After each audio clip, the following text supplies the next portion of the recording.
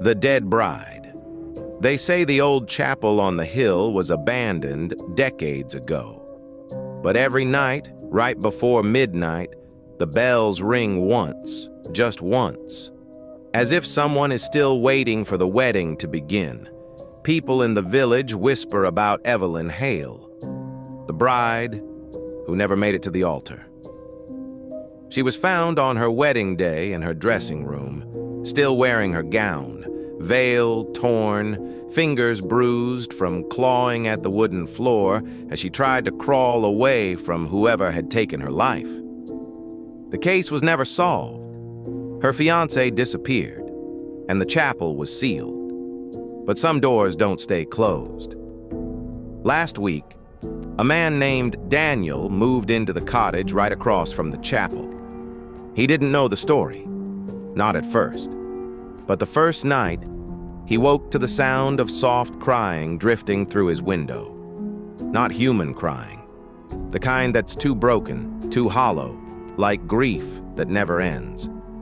When he looked outside, the chapel door, once nailed shut, was open. Inside, he saw faint footprints on the dusty floor, small, bare, leading down the aisle, and stopping right where the bride should have stood. That's when he noticed the mirror leaning against the wall. Old, cracked, but reflecting something that wasn't there. Behind him, a figure in a wedding dress, head tilted, veil dragging, skin pale as ice, eyes filled with rage and sorrow so deep it felt like the air froze. She raised her hand and pointed at him. Daniel stumbled back, whispering, "What do you want?" But her voice wasn't a whisper. It was a scream that shook the glass around him. "Find the man who took my life."